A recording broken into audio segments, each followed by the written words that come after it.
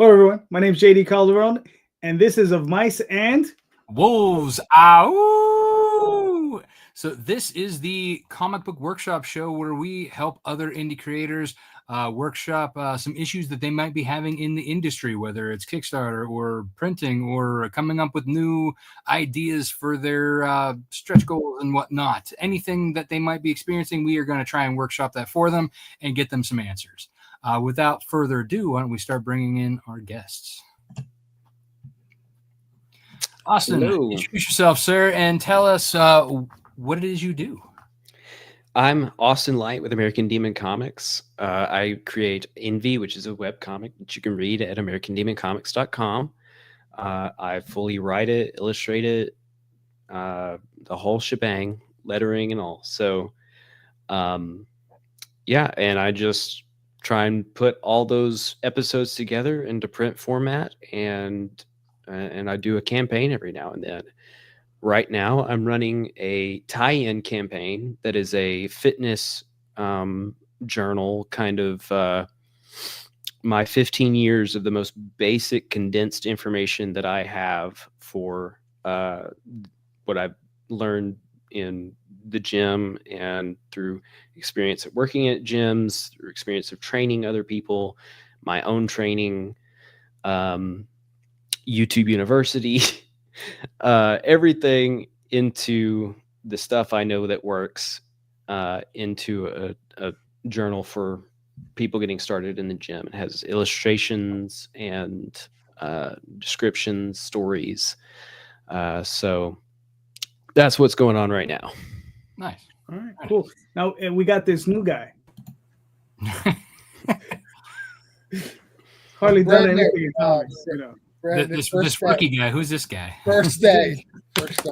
I am Travis Gibb. I am publisher of Orange Cone and recently Summit Comics.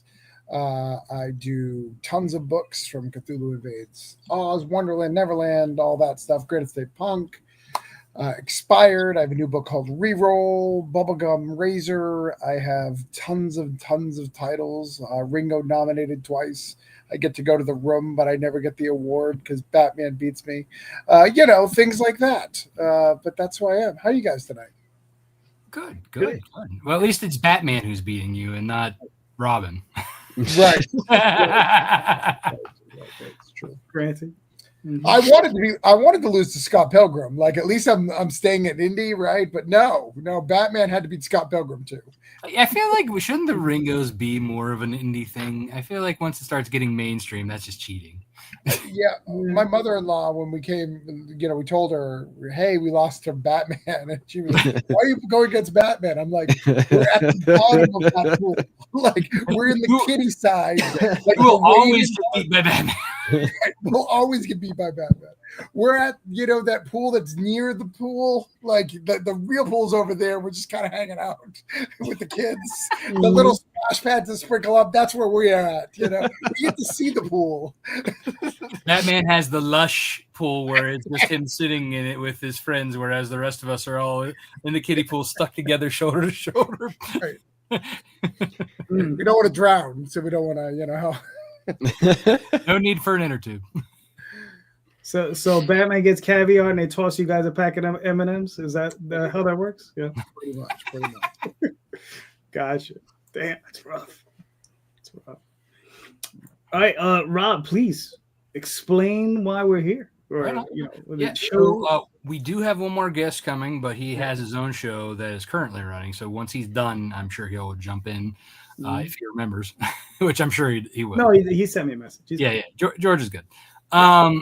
So essentially, the way this works is we're going to go clockwise. So we'll start with you, Austin. Let us know. I know you sent me two different, either one works, whatever one you want to kind of work through first. Tell us what your issue is. Then we will all go around and ask you clarifying questions to kind of help us figure out what you've tried, what you haven't done, so that we're not giving you stuff that you've already done. And then we will move into from the questions to the answers, and we'll kind of go from there and do that for everybody till the end of the show. All right. Without further ado. So, one of my more pressing issues, I guess you could say, is that I don't feel like I'm gaining and retaining readers. And there was a kind of an email situation. Oh yeah. I have 2 different platforms now. This is like the big loop I'm trying to like deal with right now. Is I have Substack as an email service, and then I have MailerLite as an email service. And I'm sorry, I'm throwing this. This is kind of like an adjacent problem that I didn't mention, but it's one that I do that I just realized I tackle a lot more. But I'm like, I can mix these, like I can have these be the same list.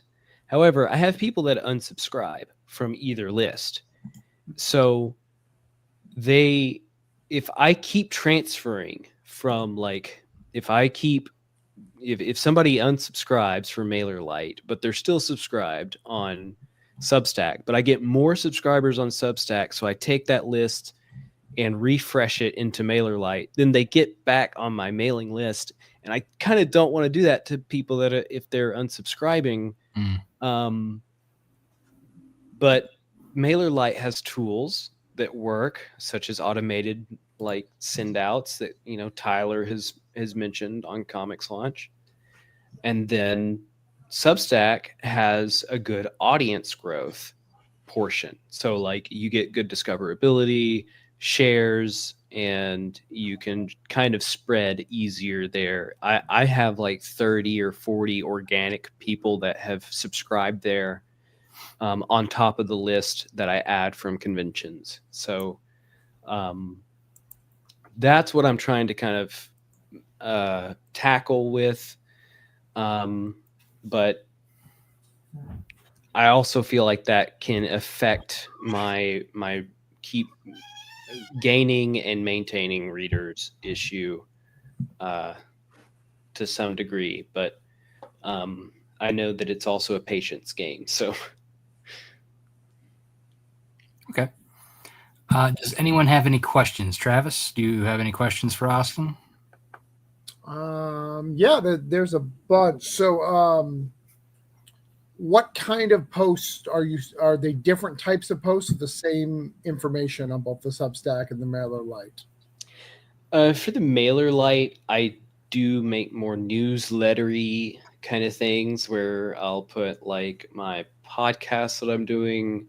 I try to keep it a little bit more exclusive. And then Substack will get like my comic update. So like so that if an update goes out that people really enjoy, they can share it a lot easier. And it's pretty straightforward, so it's not gonna require any special tools that MailerLite has. So that's kind of the difference. They get my comic updates, like new pages, new scrollable page, that whole thing with Substack, and then MailerLite gets more of like personal updates, convention, highlights, newsletter kind of stuff. And you're seeing more drops on the MailerLite or the Substack? Where are you seeing more of the drops? They're about the same. Because, like I said, they share. I've already combined, like I've already made this transfer of my Substack list to the MailerLite list, and so like they all get the stuff. I'm just afraid of if an unsubscriber leaves, they get put back on it because of this flipping the lists back and forth. Right. But unsubscribes are about the same. Okay. Now, somebody was going to say something? I was just going to say those are my questions. So you're good. Gotcha.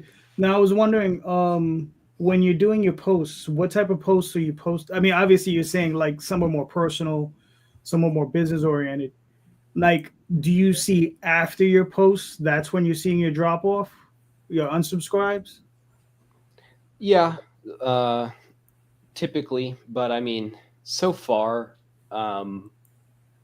it's not like dramatic. Like I've only had a couple of unsubscribes, and this is a idea that like popped in my head. Was like, well, if they've unsubscribed and I take this list and put it over here, they're going to get resubscribed eventually.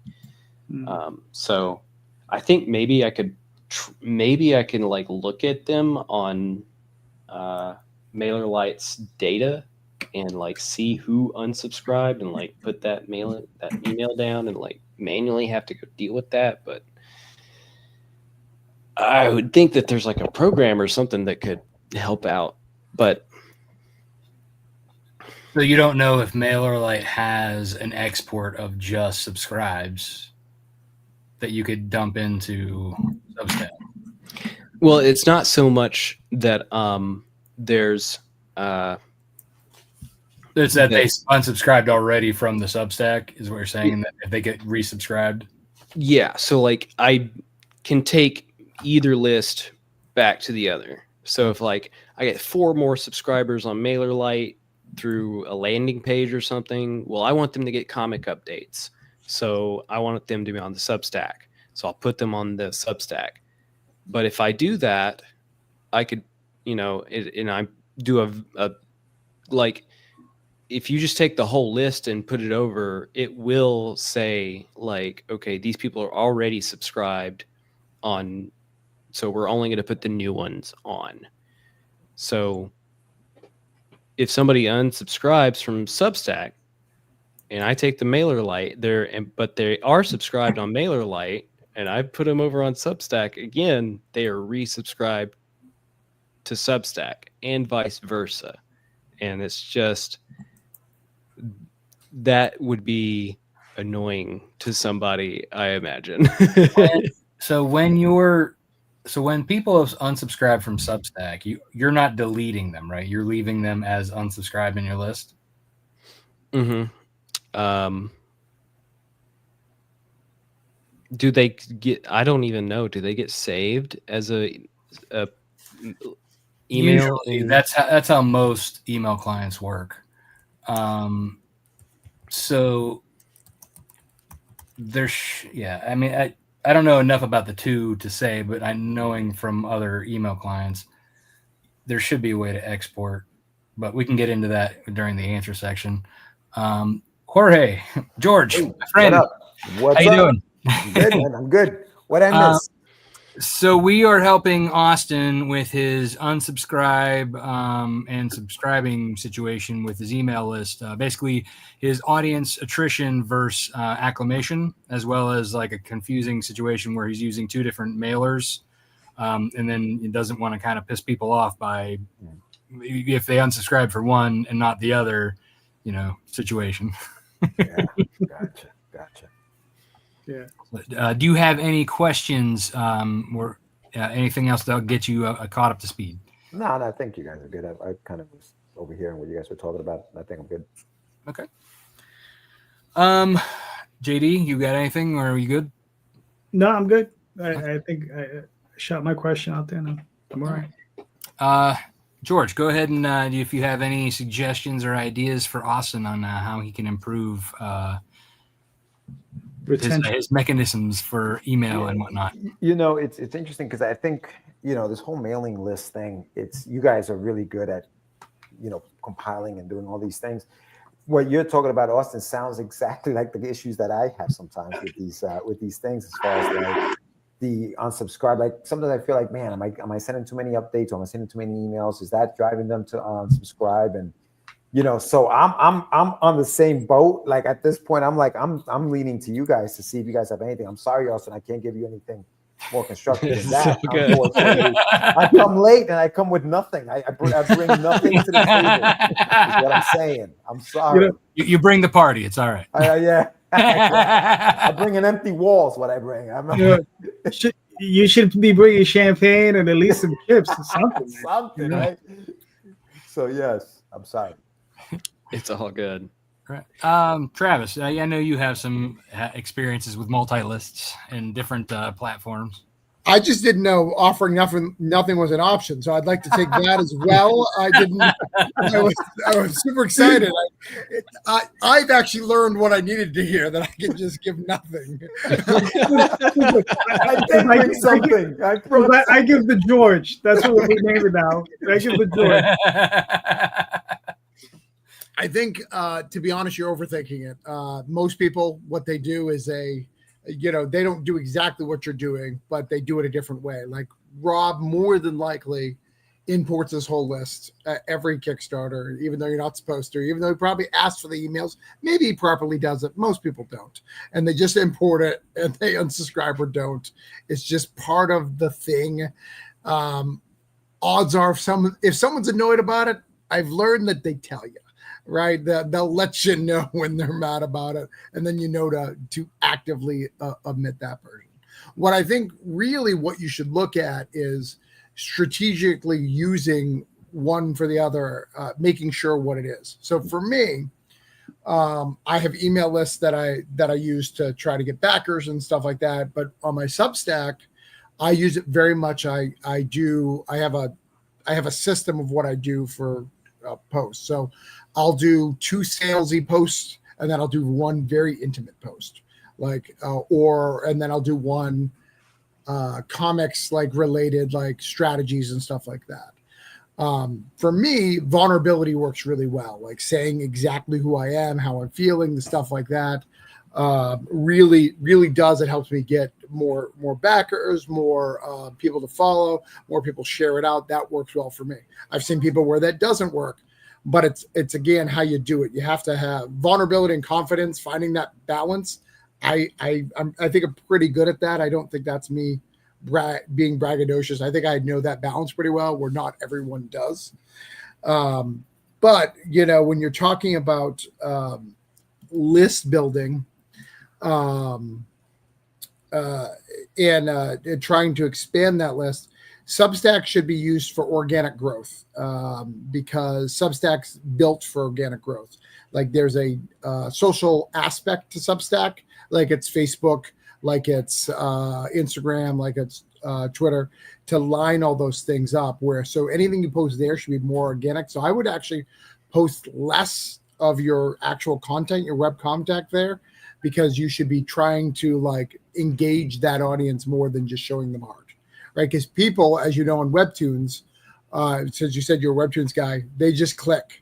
Cool, I read it. I'm going to go to the next Webtoons. I don't care what they do. This is my afternoon. You don't want that. In Substack, you want to make it very engaging, where in a mailer, automation and them knowing they're getting it and expecting it is better. If you look at someone like a John Lees, I know every Friday I'm going to get a John Lees email, and I look forward to it. I don't even always read all of them, but I if it doesn't come, I will know it. Or Will Allard, who posts at midnight for whatever strange reason. Apparently, he doesn't want people reading them.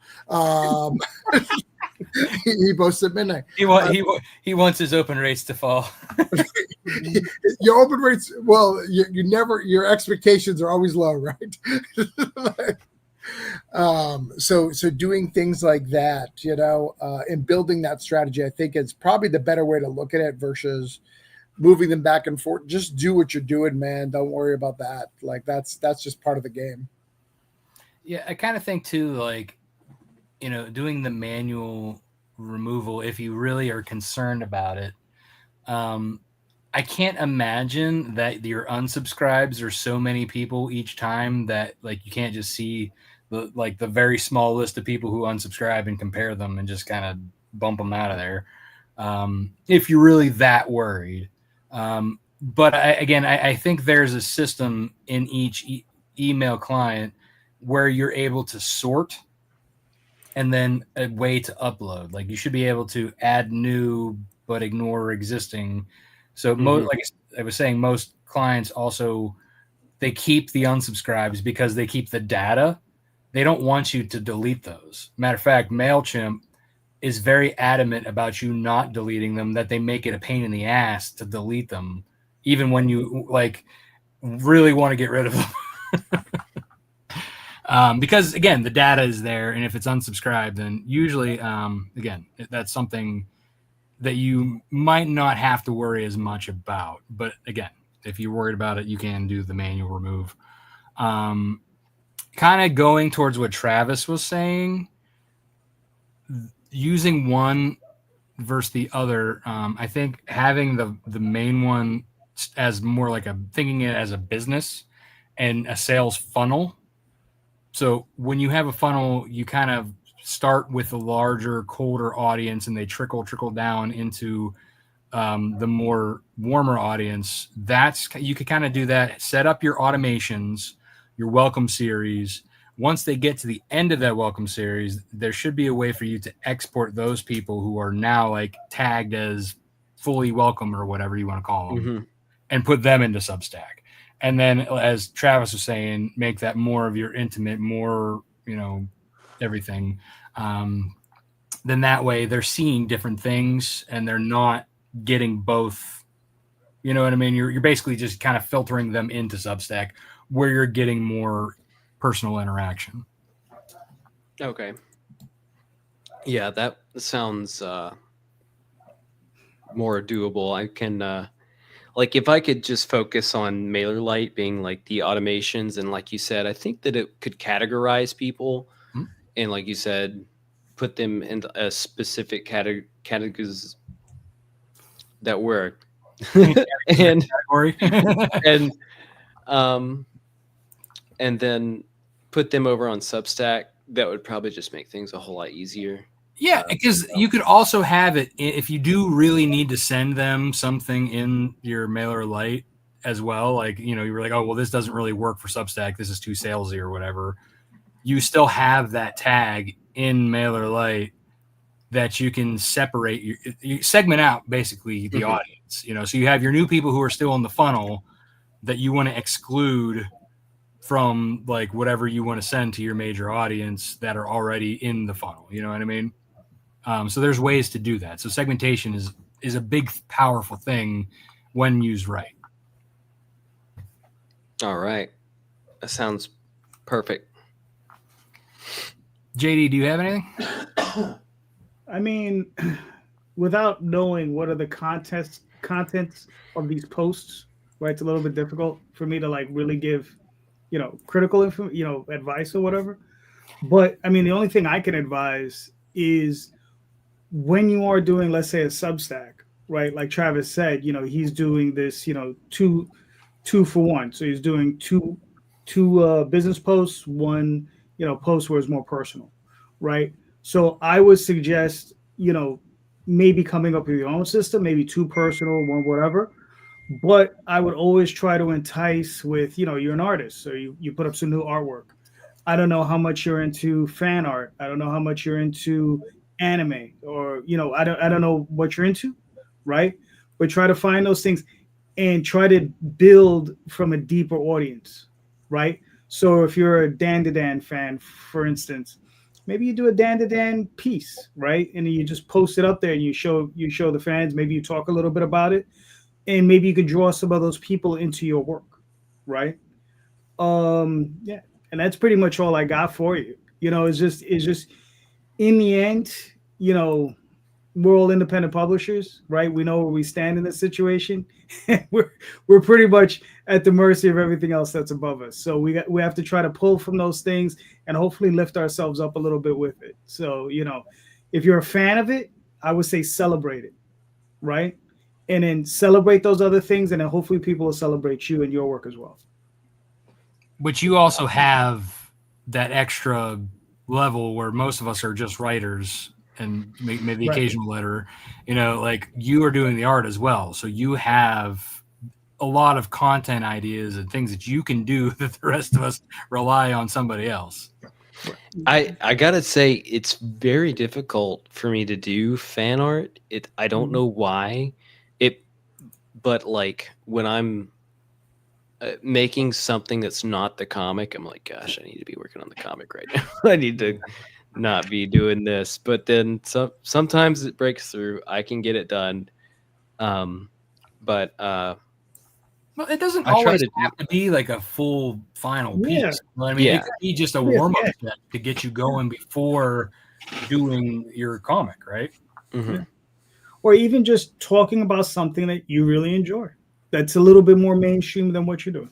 What You you know what I mean? Why did you get into it? Why are you doing this? Why are you enjoying fitness and comics? I mean, that's like almost unheard of. Like we're a bunch of fat guys here.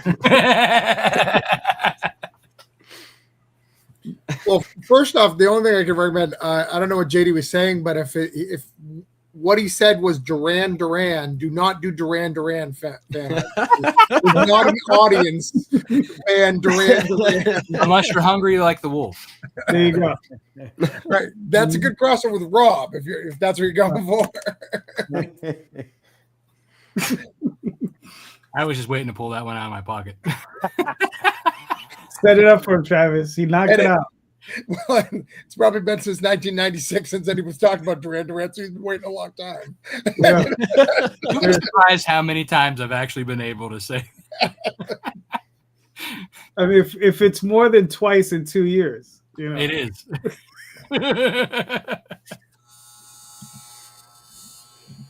Mhm. Well, let me leave my. You heard what they said? Fix it.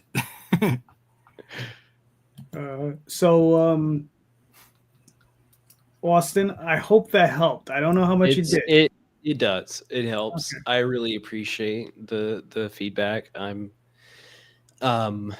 It's like you said, it's just a balancing act, and some people have a system, and I'm probably still just trying to figure out the system a little bit for me. But I do appreciate the feedback, and I will look into all that. And I'm sorry if I'm a little gassed out. I just did like 2 hours of another podcast on my own, so I'm like trying to get my battery back and be here. But and I'm also like, it's bedtime and I have allergies kicking in bad. So, but I will. Sounds like an indie creator. Yeah. Listen, time for a power bar and push-ups. You know. All right, cool. Travis, What do you want? what are your issues, sir? What are your issues? I mean, amongst just comic related though. Travis. I mean, if you want me to go find one of my drama posts, you want to discuss them live? I mean, I guess we can, Jaden. Yeah. You bring to the show. So yeah, I guess we don't have time for that. That's fine. I think Rob's on vacation. I saw him at Animal Kingdom. That was I'm slowly posting those pictures. That was from I got back a week ago. I was catching up on life before posting pictures. Super weird. Like you don't want someone to accidentally find you at Animal Kingdom, so you're posting a week later. Like, what is happening? I was busy taking pictures and enjoying myself. I will wait till after I get back and caught up on work before I take the time to post them. Thank you. I'm just saying, I live in Orlando area, and you didn't call. That's fine. It's fine. But so my issue.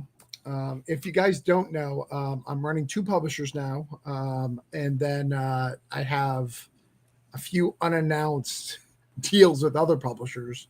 I'm also getting paid to go to cons. I know these sound like horrible problems, right? You, sir, are horrible. Right. It's rough. But my biggest problem I'm having is it's kind of weird, like getting people into new work that I'm doing. So like people really love my old work, like getting, I'm launching my second new IP, and it's getting harder because they really just want the next Cthulhu, right? They want the next Granite State Punk. But I unfortunately don't have the time to do that because I have all these other things that I have to do. And I also know that I want more IPs. I want more things coming out. I'm retiring some things and I'm trying to figure out what that balance is. So I'm trying to gear up next year. I'm in this weird predicament. So I'm trying to gear up next year for 2 trades. but both of those trades are being looked at by publishers. So like I want to do big giant tours. I want to really push the trades, like really make it. I think one of the mistakes that we do as Kickstarter creators is we're running so fast to get to the trade.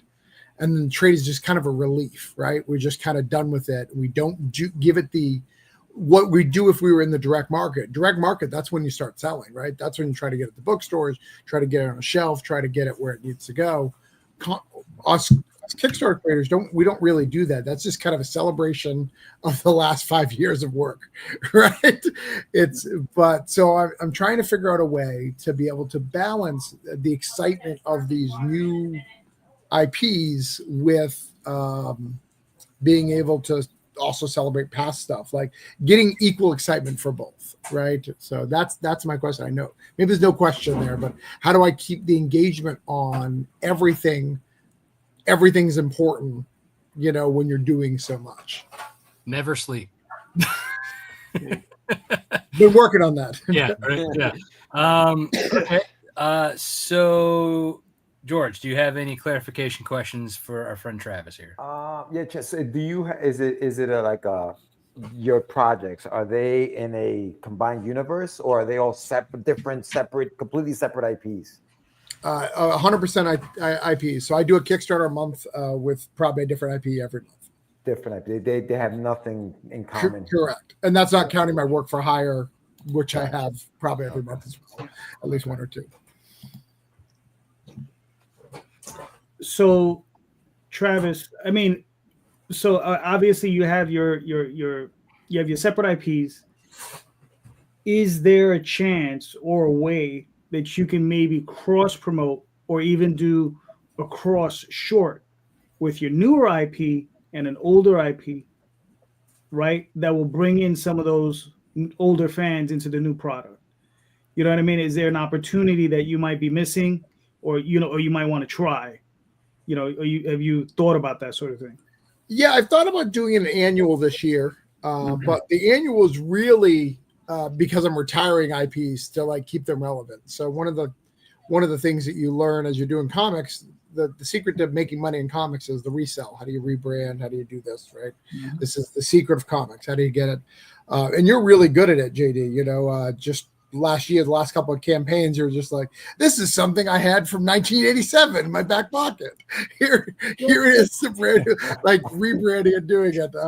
And I know it sounds like I'm making fun, but it's very inspiring. I hope I can get to there.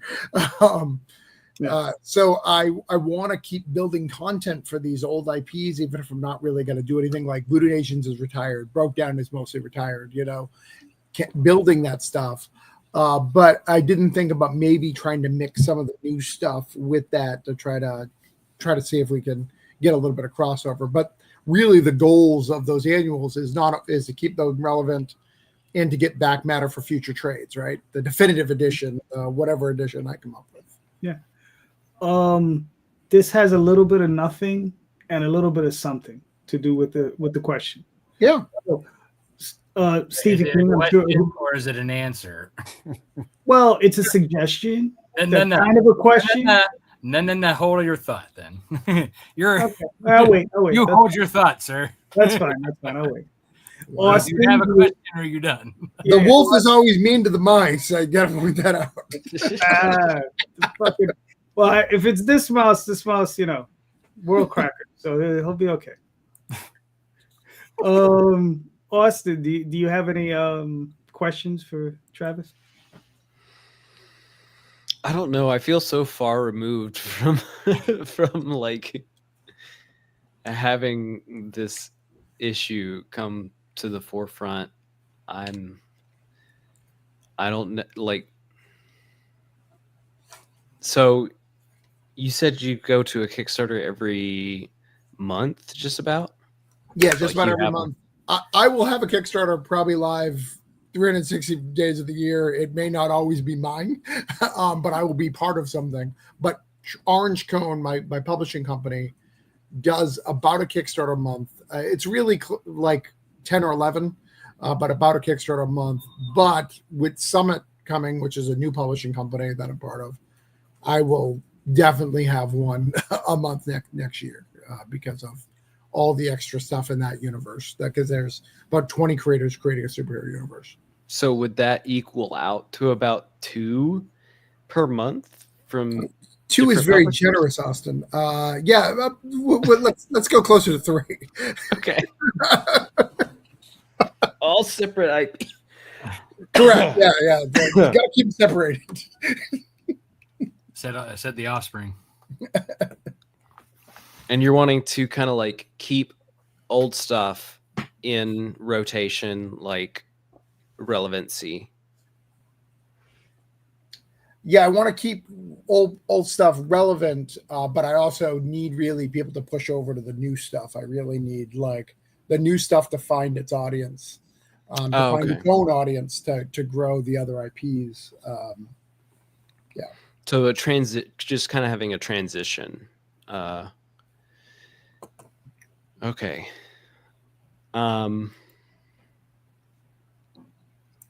Yeah, I've been doing this for like around about 4 years and I'm just not in like that kind of world. You're good. So you asked a question. It's if you don't have anything further, that's all good. yeah. I don't think I have any other. I kind of have a question. Yeah, you could just say, you're gonna go with George. Yeah. Well, he's already thrown out more than George. Yeah. He had a question. I didn't even have a question. You should really fix that, Austin. That sounds very complicated. So I guess is the problem more time?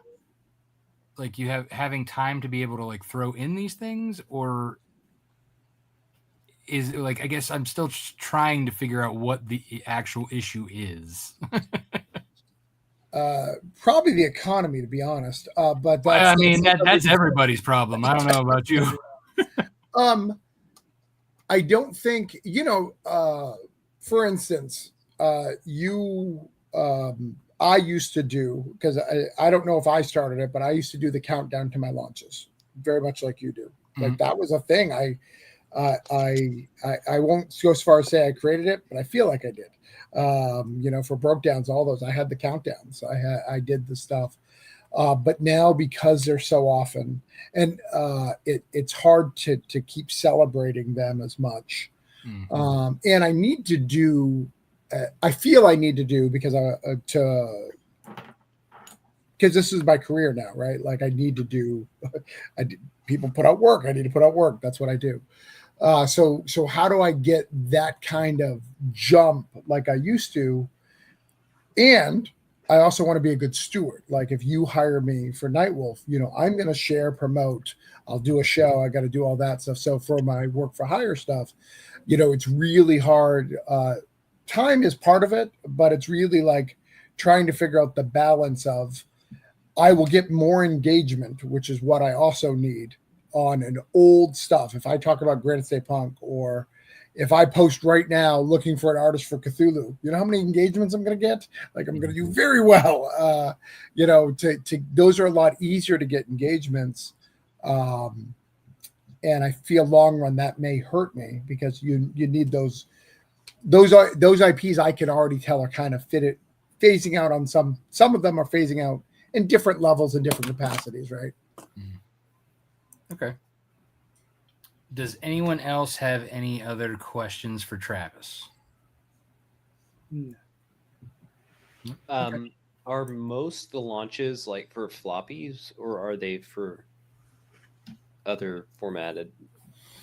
Depends. So last year, I don't even know what last year was. Let me check. Hold on. Well, let's go this year. It's probably 24.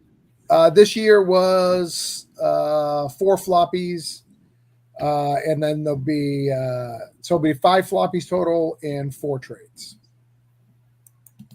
So pretty an even mix. Okay, that's my question. No worries. Travis, do you have a website, and do you do a lot of conventions?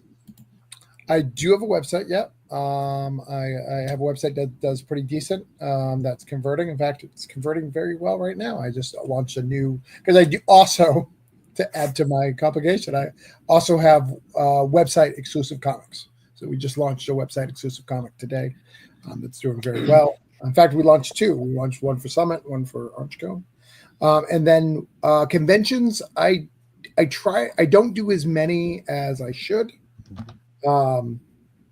Just because it's time consuming. I'm a dad, and obviously all these other projects. But I do about one a month, and like now people are paying me to go to cons. And if you pay me, I'll go anywhere. Like if you want to pay me to go somewhere, I'll go wherever you want me to go. I went to Kentucky earlier this year. They paid me to be there because that's the only way I'd go to Kentucky. Damn, that's rough. Hopefully he's not listening. Like he's like,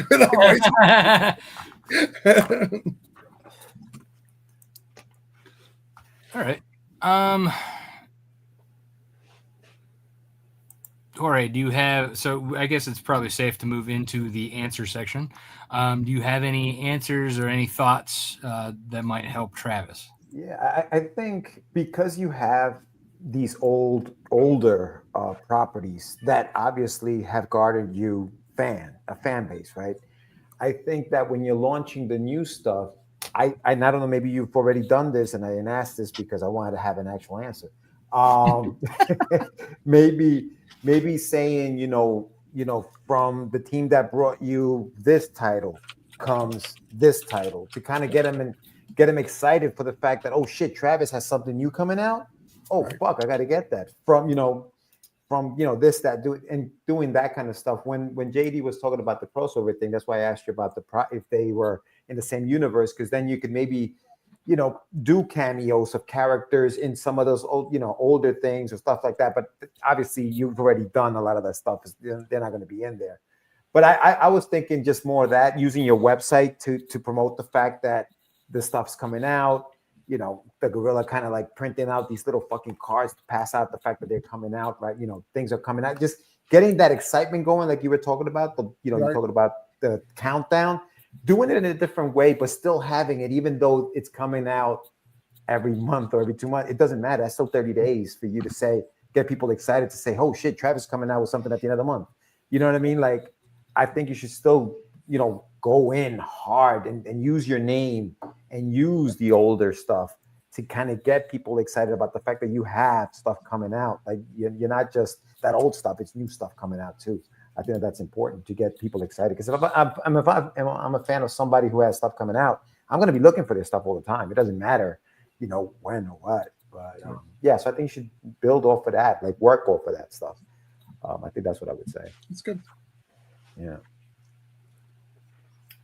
Austin, do you have any thoughts for Travis? So to kind of play off of George's recommendation is, I would say that you kind of want to display a little bit more excitement for your projects, but I'm also, and then also another note would be that, the older titles have had much more time to garner a fan base and in popularity. So newer stuff is just gonna be more difficult. I would assume that to get the same ambition, but also something that I had just got done talking with Chris Stahl, the Long Box Punk, on my last podcast was, not everything is for everyone. So like some projects are probably just going to be so different from each other that they won't have the same crowd. They'll be bigger or smaller, hitting niches or hitting interests aligned in different ways that it would just be, they just won't exceed other titles. So that's what I'm gonna put my answer down as. Fair enough. JD, do you want to jump in before I do? Yeah. So like I started before, I was so rudely interrupted by Rob again. You know, I think that I'm. This I'm is the format, sir. You should know this by now. We're 25 episodes in now. Wow, 25. you know, only one of us is counting. Clearly. Well, Is it Daphne? wait. Look, she knows the format better. We're gonna. No, but okay. Well, what I was gonna say was, we all know Stephen King, right? And he's basically said that all of his work tie in together, right? So I found that concept interesting, right? It's not the first time I've heard that, right, from an author, right? So I was like, all right, and I was like, I thought to myself, is that how can I do that with Oswald and all the various other things that I'm doing? And one of the things I would say that you might want to try is when you're writing is how can you incorporate other things that you've written into current stuff, and it doesn't have to be overt, right? Because I just drop in certain little things, right? In an Oswald story, something happens to Baba Yaga, right? And I'll have in another story where the other characters, like, they say that Baba Yaga is missing. They don't know why, but that's because that occurred in this Oswald story, right? So then that way, if someone really wanted to dig deep, they can find that other story within there. So, I mean, I think that's one of the more interesting ways of trying to like cross promote the stuff. Don't be overt. Just put in these little Easter eggs, and you can go read that trade paperback, and that's how you'll find out that information. You know what I mean? And since the work's already done, it's sometimes easier to incorporate as lore. So there's a writing exercise for you to have some fun with. Good. So, Thank you. That's Yeah. cool. Yeah. Mhm. I do enjoy the old breadcrumb. Yeah. So I think too that you have the benefit of having a lot of content. Right. So like, and this is going straight to like algorithm talk with like Facebook specifically, and the other ones too, because they do the same thing. So especially if you have a creator or like a public kind of like profile, they like when you're posting once a day, posting different things, Right. and so you have the ability to rotate your new with your old, and your old stuff, like you said, gives you more attention. Well, that should also help boost your profile up for more eyes to be seen on the new stuff. So, and just also try and like switch up the type of thing. So make it not just a link to the campaign, but here's a photo dump, here's a reel, here's a video, here's what I mean. Like change up the style of the content by also that it should help give you different things to talk about and still be able to do a countdown, still be able to get some excitement for all the different things you have, while also kind of juicing, the algorithm, because you have the content to post more than once a day. I mean, really, you have so much. And I know that's also a time consideration, but still it's like you have the stuff and you can reuse images that you've already done, especially with the existing content, So I think that kind of helped for you to do stuff like that. Just maybe, like I said, not so much the time thing. Sure. Mhm. It's these damn kids. It'd be fine if I Look, I get it, man. I'm right there with you. I totally understand. They want to go on vacations. They want to eat. I mean, You I guys, put food in the food bowl yesterday. you guys need to get them to get jobs. That's what that is. Rob's trying to be so messed up. He went on vacation last week. He's just talking about it now. Yeah. Look, I wanted to enjoy it. I didn't want to be stuck on the phone. Mhm.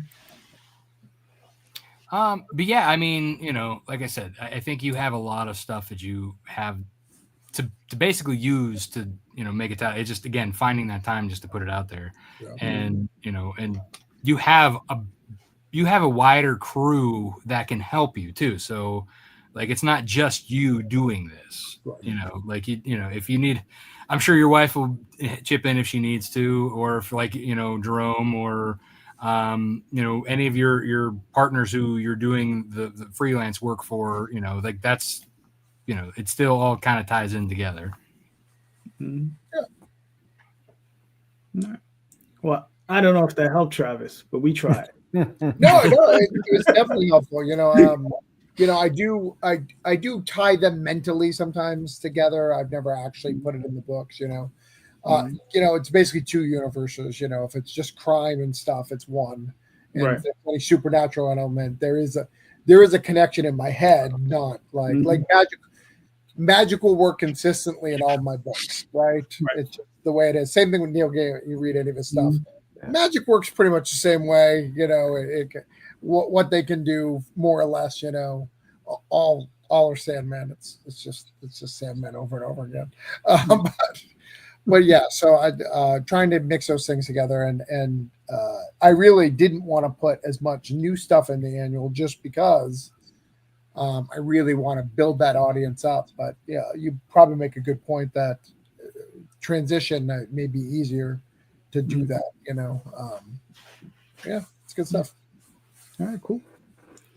All right. We're down to the man himself, George. Yeah. So my question is a Kickstarter question. And it has to do with the followers of your campaign and converting them to backers.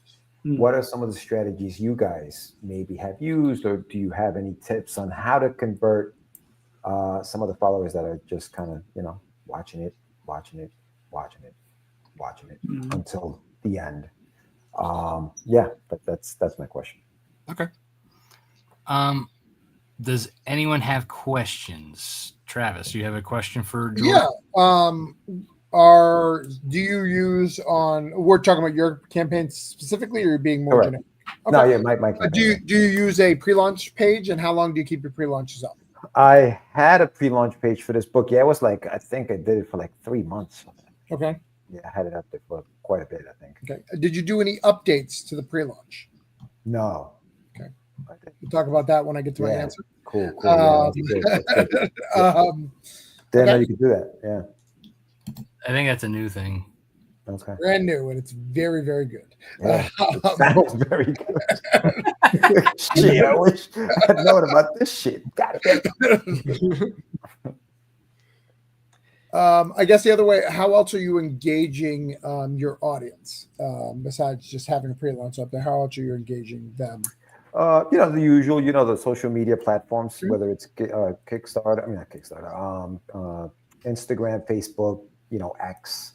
Not really on TikTok, any of those, but yeah, the main stuff, you know, email, you know, the email stuff, conventions. Yeah. Okay. All right. Austin, do you have any questions? I don't really. Just for the fact that I have very little like actual experience with it so far. I've had like 2 campaigns, and they're all just, you know, well, I've had 3, and they're about 20% consistently, but like I didn't know what I was doing, and I didn't really like ramp it up and get that following up as high as I could. So that's for the next campaign. But I don't have like a whole lot of experience to go off of right now. Fair. JD, how about you? Man, I'm here to take notes. No, I know that's the only reason why you decided to do the show with me. Or at least you could hide that fact. Why? What the hell? So it's all about transparency. Just be honest. That's all Just be honest. We run a clean ship here, folks. Exactly. I know nothing. I claim to know nothing. There it is. All right. I mean, the only thing. All right. So when you watch from campaign to campaign, right? Do you see have you started seeing the same amount in like, all right, do you see the same names transitioning over from one campaign to another? And are you seeing growth in those numbers? So 2 campaigns is what I've done. Right. And All right, you might want to work yes, on that. But go yeah. ahead. Well, and Just test I me. guess, well, yeah. Um, yeah, no. So to answer your questions, so I've only done 2 campaigns. So have I seen the same names on the campaigns? Yes, to a certain Mhm. extent. Once they pledge, absolutely.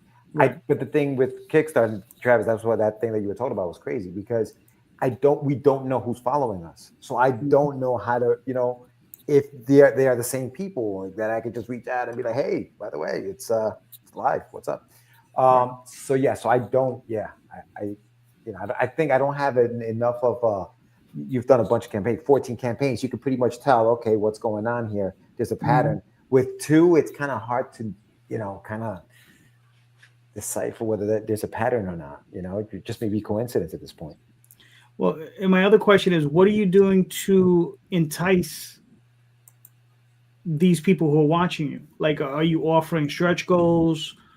Yeah. Um, there's digital stretch goals, physical stretch goals, So on my first campaign, and you knew this, I offered up like a PDF, like a print. Mhm. I created a print for anybody who would follow the campaign. Let me know you're following it, and I will email you this print. And that let me know who was actually following. If they actually pledged to the campaign to a physical tier, I would sell them a physical copy of the print that I sent them a PDF of. So that worked well as far as like knowing who was before this, incredible thing that you told about, Travis. I knew now who was kind of following me because I knew what emails I had, and then I could reach out to them and entice them to now pledge to the campaign and convert them that way. But for this campaign, I didn't do that because I wanted to see if anything else would work, and Mhm. I probably should have done that. But I was just testing it out. It's Okay. always good to test things. That's Yeah, it. But yeah, don't always like rest on your. rely. Yeah. Yeah. Um, trying to think. Are you aware that there is a you can now see like the referrals too, because you can do the referrals now. You can kind of see where those followers are coming from as Yeah. well. Yeah. Yeah. Okay. All right. Does anybody else have any more questions, or shall we jump on in? Let's jump.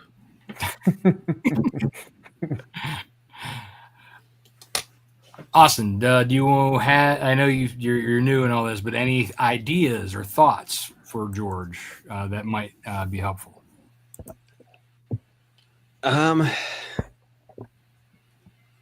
Through secondhand say so.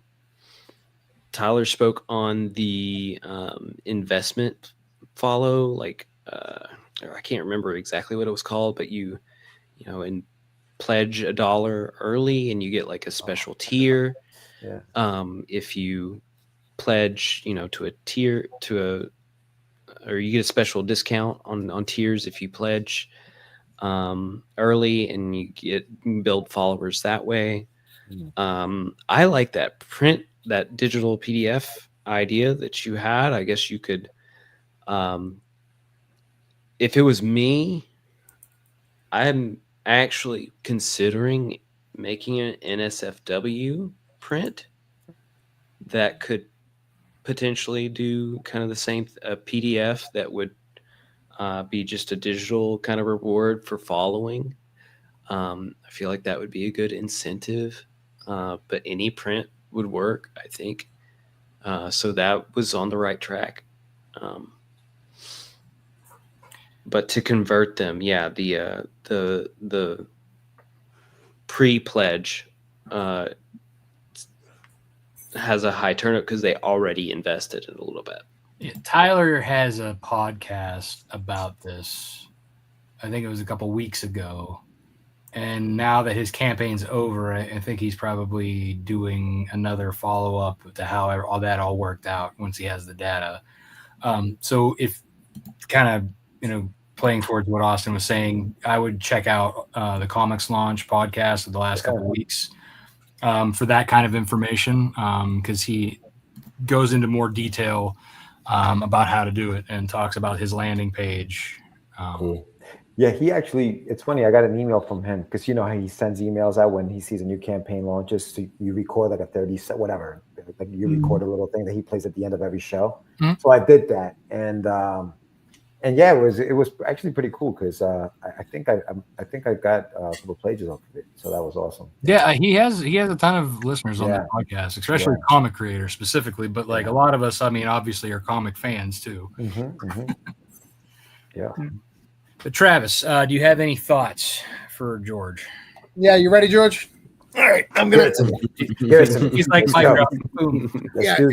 Here's my plan. I'm gonna give you all this information so Rob and JD have nothing, and I look more intelligent.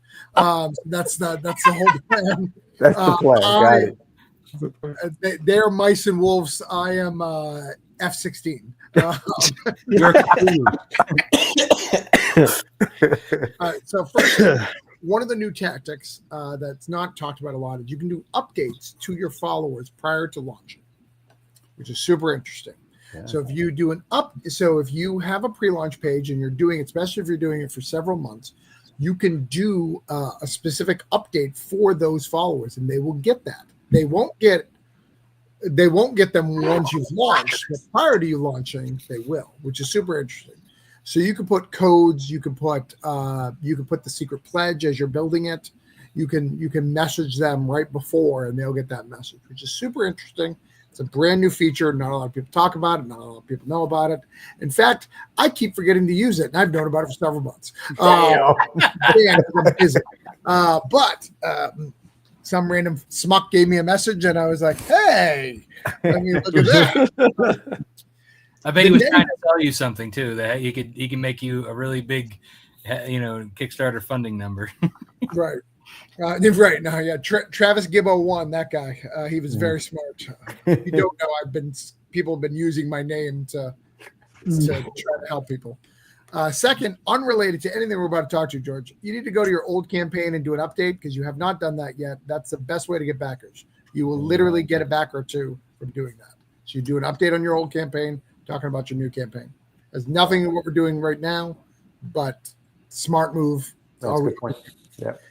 Stealing it from Rob because I know Rob's looking for it. He's already searched it out. The next thing, this is why secret pledges are such a new thing and a great feature for it. Because if you can get them to follow you and you can make sure that they follow you on other platforms or email you or something, you can get them to know what they're backing. Once you've launched and you'll have the different pledges, I don't really count those as much, especially for me. Or someone like me or someone who's done this a few times. A lot of those are people who just want to see what I'm doing. They have no interest in backing me, just watching the way I do things because I've been doing this longer. They want to watch the strategy, which I do as well. So I can't even get mad at it. I will back campaigns because I have no interest in this campaign, but you're doing something right. So I need to know what that is. So I'll pay a little bit to back that and stuff. The other thing you'll get is that's where the spammers follow you too. They automatically spam you because that gives them a little bit of information to try to, if they're following your campaign or engaging your campaign, sometimes that reveals emails. It depends on a whole bunch of variables, but they can get more information about you if they're following the campaign. For instance, when you get messages through the system, if you're not, it has a better delivery rate to not be flagged as spam if they're following you, and spammers know that. So really don't pay attention to that numbers. I know it's super frustrating because I think everybody thinks a lot of newer creators go, if I can just get all 120 to back right now, I'm going to be fine. Most of those had no interest in backing. They were just looking at it. So what you're looking for, a average is 25%, a good is 30%, a great is 35%. Would you agree with that, Rob? Yeah, I would say a total, not so much because now you can see like the pre-launch conversion, the after launch. Yeah. So you want to, typically you're going to get a bigger pre-launch transition. Correct. But like total, I would say average is like 30-ish. Yeah, you want to get 30. I think the average is actually a little lower than that. I think we have pretty good conversion rates because we've gone on comic launch. But when you talk to other creators, no, really, I think it's between 25 and 30. 25 to 21 to 25. A good one, I think, is 30, and then a great one is 35, right? And you can even look. Have you looked at your advanced analytics, George? Yeah, I have that. So in that, it'll tell you how many you're converting from your old campaign. From the old, yep. What's your numbers at? Looking at that, do you have a guess of last time you looked? Yeah, about 28%. Okay, so that means great. You're getting a great return rate. Right. That's very good. As someone who does a lot of campaigns, you're like, I very few of my campaigns have that. Have that 20, 22 or 27.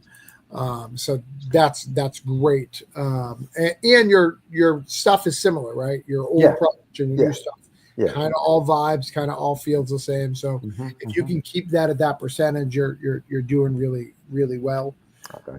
The other bigger thing is for followers is you really you had to give them incentive early on. So it's hard to get them after stuff. You have to give them incentive. You need to sign on now because the reward of doing it now is worth. That's why people have these. I'm going to Russell Nolte's.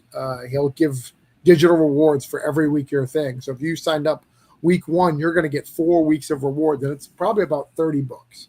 He does like crazy. Other people have secret pledges like, hey, if you get this pledge thing, Tyler did this really good campaign where he was giving out like goodie bags based on followers. So you were getting stuff added to your goodie bags, like cards and stuff. Gotcha. And the more of those that converted, the more followers you got, the better that is. I'm kind of interested to see how he puts that into play because that's got to be a logistics nightmare. Oh, it looks like a lot of fun. I mean, I got to study it because the results speak for themselves. For sure. That's the best think launch. That's I've been watching this pre-launch strategy that he's been doing. I'm just like thinking in the back end, man, that's got to be a nightmare. Right? It seems very stressful, and I don't know how he does what he does, but he's Macro-Kid, I'm sure, plays a big part of that. Yeah. The other thing is another interesting thing for conversion that not a lot of people talk about when you talk about followers. Do you have an artist, or are you the solo for everything? No, I hired an artist. Yeah. Okay. Does that artist do their own Kickstarter? No, not that I know of. So this isn't relevant to you, but I'm going to share it for the audience. If you have a creator, a co-creator, or someone who also has an audience, you can have them be a collaborator on your campaign. You don't have to give them the access to anything, but then it'll also go out to their list, which is a great tactic. Yeah. Very, very good. I know a lot of people get concerned about that because you think they can extra money, things like that. Collaborators, you can give them little to their only thing could be collaborating, so they can see what the stuff. They don't have access to anything, but that helps get that reach a little bit longer. So if you get those as a long tails. When I collaborate for like a book like Hospice, that's one of the tactics of how we get the backers is I'm a collaborator, so they're going to get a little bit more of a funnel of my people, their campaigns and stuff like that. So hopefully there was some stuff there that helped. Nah, that's awesome, dude. Nah, thank you. I appreciate that. That was good. Cool. Travis answered all the questions, so what the hell. I'm just here, Winning.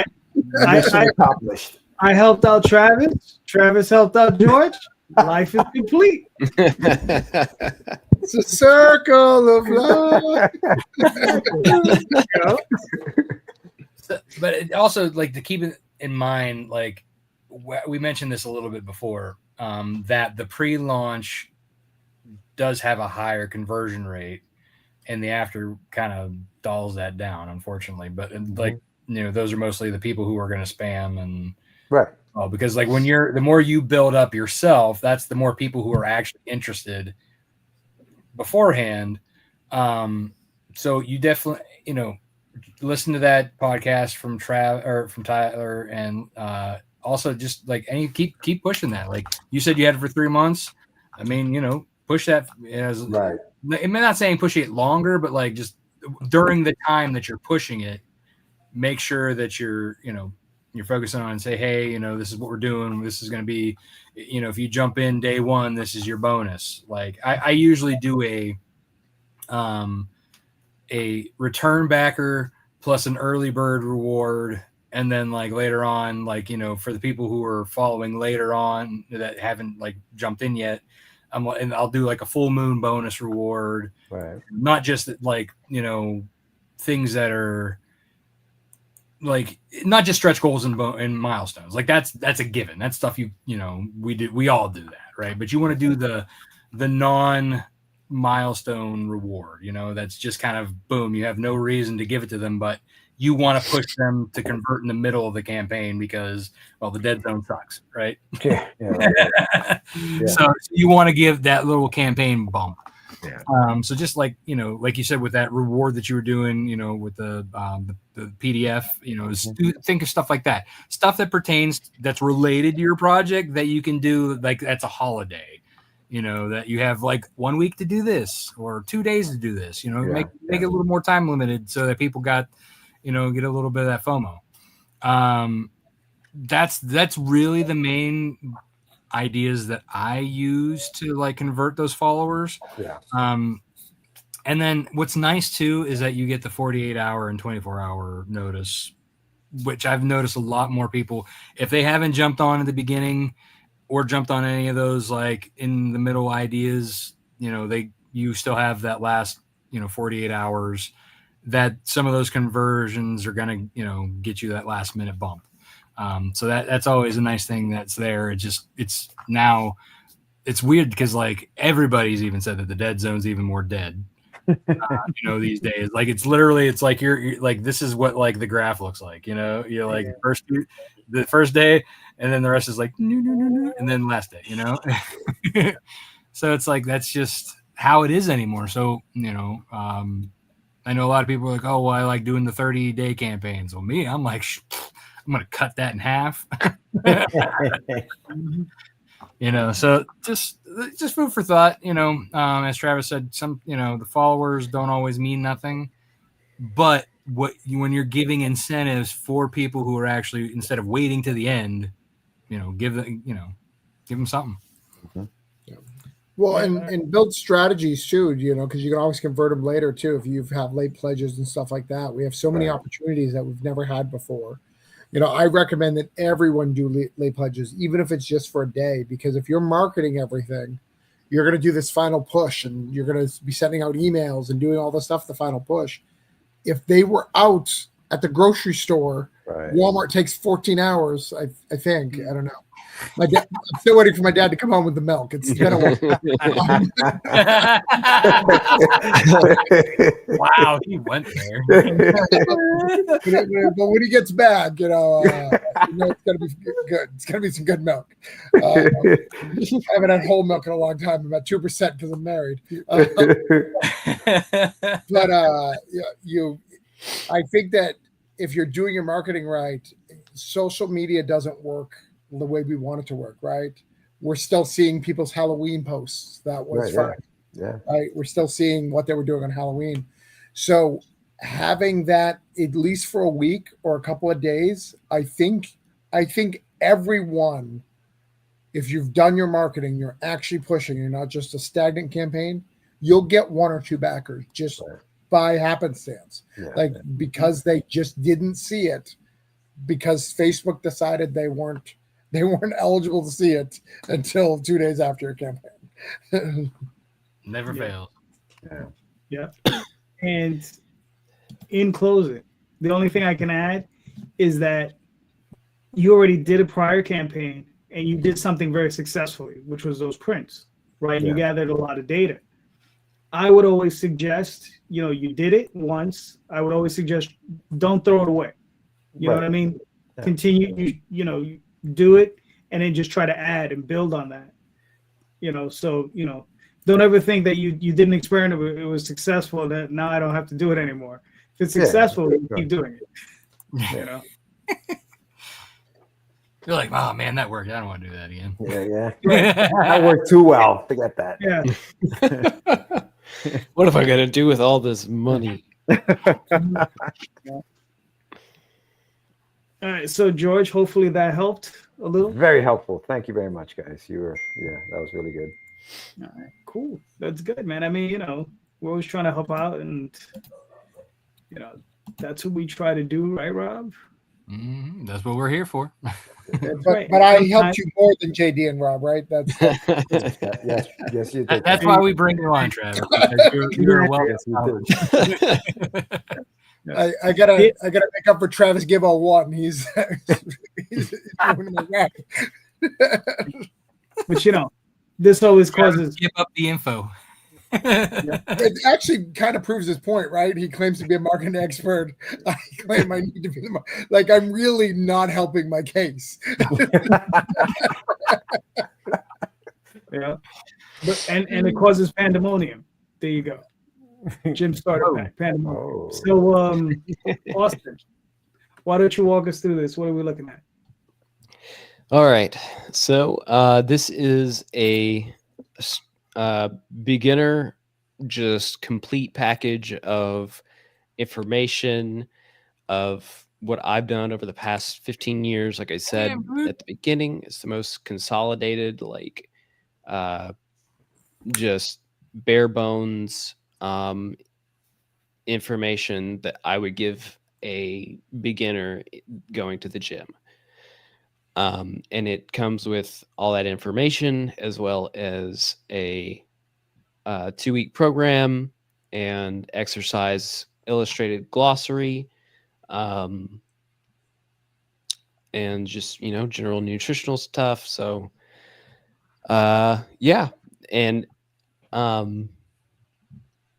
again, I'm much more dark and gritty as a creator, so I wanted this to be more for like beginners, more broadly open. And when I get into making like a highly advanced exercise program, it's going to be much more my style of intense artwork is going to be involved, and just a lot more grittiness in what I make. But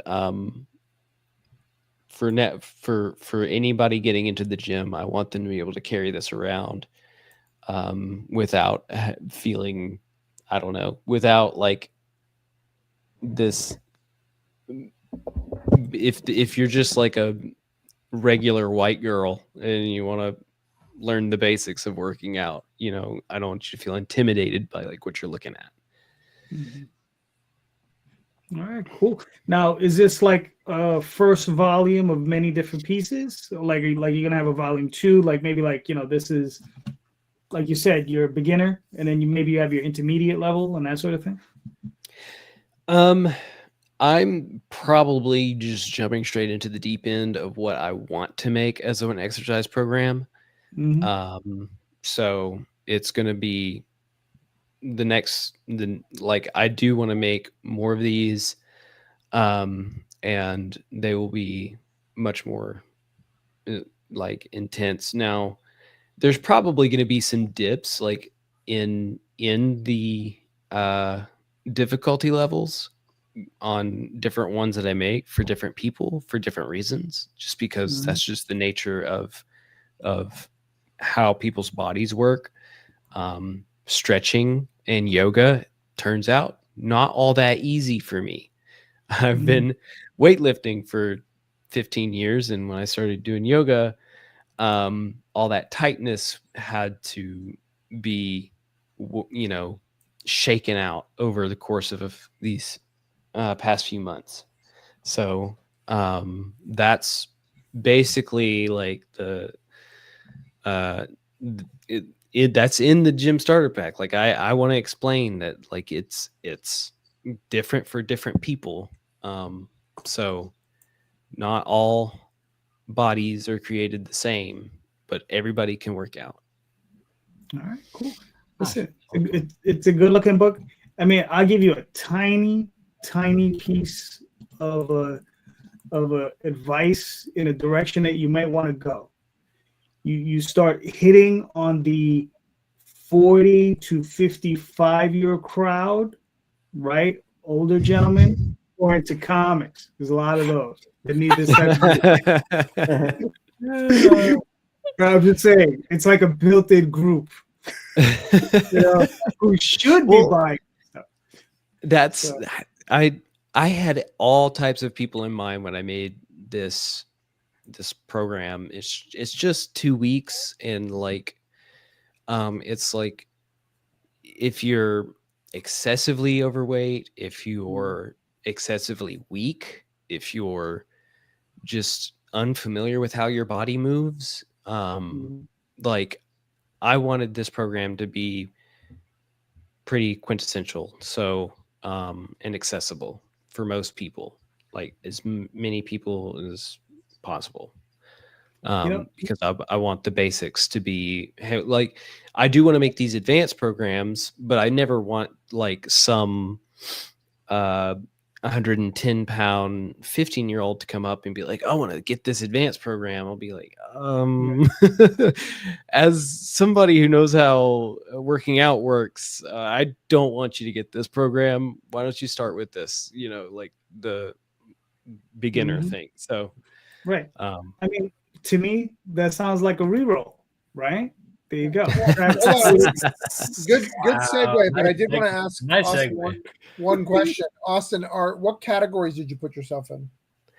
Like the main category is like publishing, and then the second category was the comics. I would try to get yourself into other categories to see if there's something that's closer to fitness related to come up in that avenue. Keep it in comics is fine, but then try one of those other categories, and you can switch those around. So when someone's searching, you could switch those weekly, and it'll move where you're at. That's not relevant for most people, but you have a huge, unique opportunity to be able to put yourself in another category that we couldn't get to, where you may be able to find a fan base there where you may not be able to find it in comics because they're looking for traditional comics, not a workout guide. Mm-hmm. True. Cool. So Travis, what do we got? I don't know. You're a book man. I make too many books, man. I don't even know what they're about anymore. Dude, I didn't even know you got today. I don't even know. What do you think it's about? What do you think it's about? What do you want it to be about?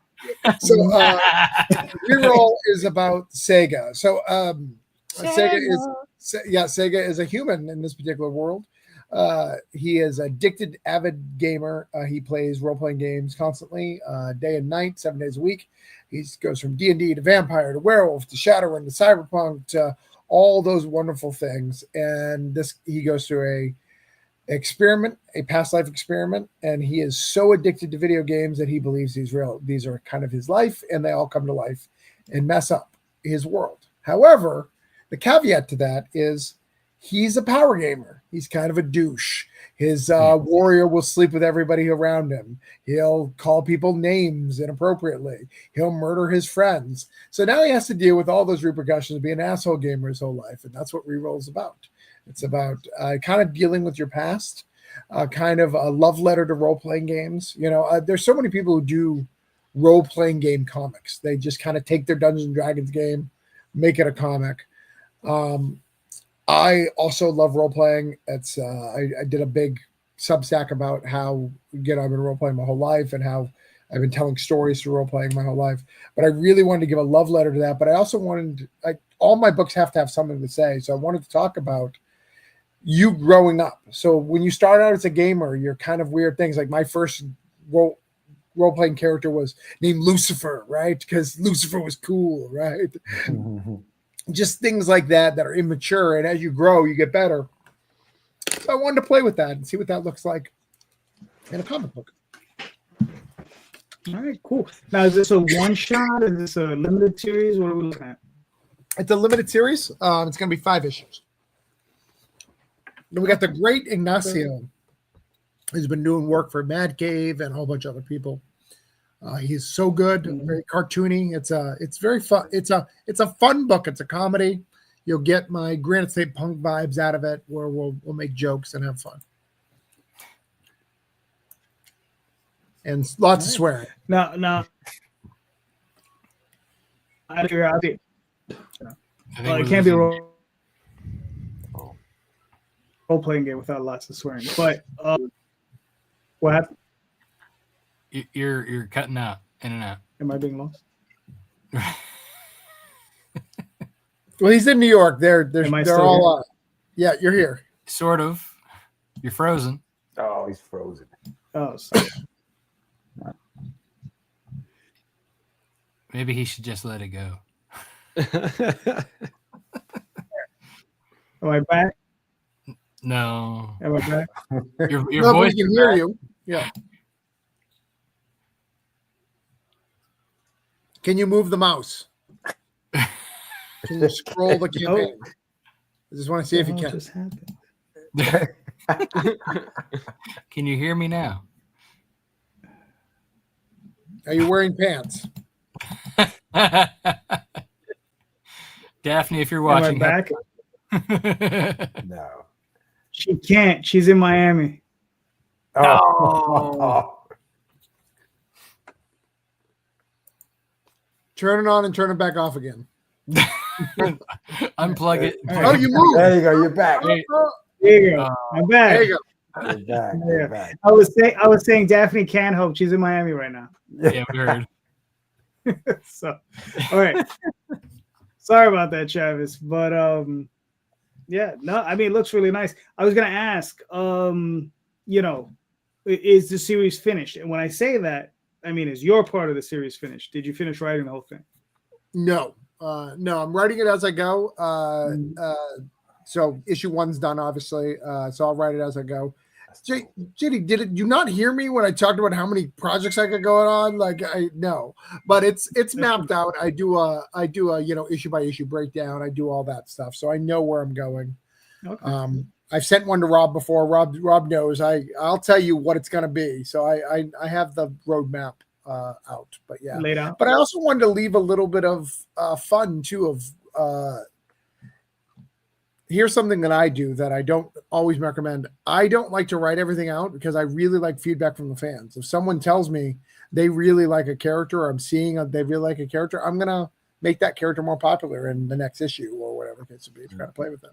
There's something to be said about that too. Like I had a chance with Nightwolf. I had it all fully scripted for the first 12 issues before I went in and started doing it.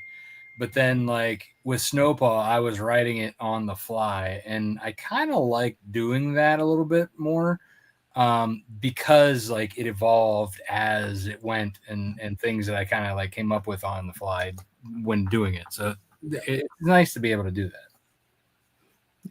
Yeah, I mean, it works. It depends on the project you're working on, but yeah, definitely, it's definitely a little bit.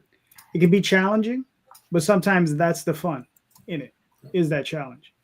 So, but this looks, really good as always, Travis. Good job. You got 140 backers. You got 10 days left, so I think you're heading in the right direction. Yeah. Very nice. All right, now now we got this guy and his shameless plug, which is George. I got to say the best title, but go ahead. You got it. The shameless plug. So this is the story of a boy and his imagination. I think we've all dealt with trying to fit in, whether it's new job, new school, new neighborhood, friends, whatever. And so Joaquin is this boy who comes to a new school, comes to a new country, doesn't know the language. He's trying to fit in. To deal with that, he creates his imaginary friend who happens to be the shameless plug. And the message here is just be yourself. It's going to be all right. You know what I mean? It's going to work itself out. And so it's a 140-page graphic novel, but the Kickstarter is for the first 40 pages. So it's the first chapter of the book.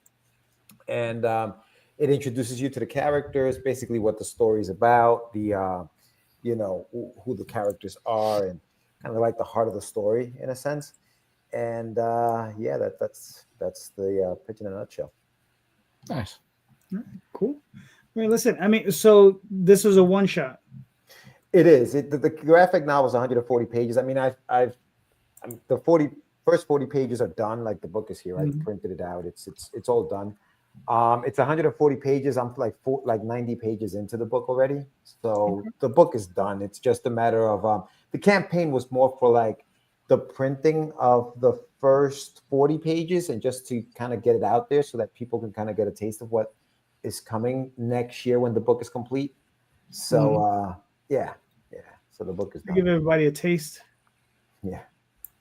All right, cool. So now beyond the trade paperback, which is obviously, its own story, do you see yourself doing more within this world? Yeah, I think it would. This is for more like young adults. The story itself. It deals with like issues that I don't think. I mean, it's probably too young for kids to do at 9 years old. Racism and stuff like that.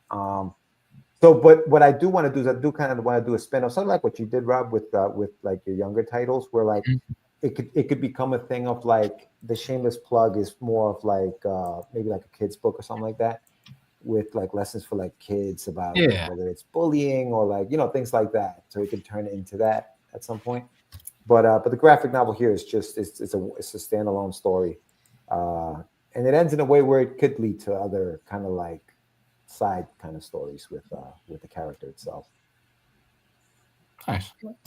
All right, cool. So you got another 45 hours. You got 110 backers. You're well on your way. You're done. You're awesome. Yeah, As cool, always. man. Thank you guys. No, and listen, the feedback you guys gave me as far as like how to handle those followers to convert. It's true. A lot of these people are just following it, right? They were never going to pledge kind of thing. And some of that stuff is spam, and you know what I mean? So it's good to know that, because you're here thinking like, oh my God, what happened to all these other, 45 people that haven't pledged yet? You know what I mean? Yeah, no, it's good stuff. All right, cool. Real quick, I have my campaign going currently, the Oswald Chronicles, another 12 days. I got 42 backers.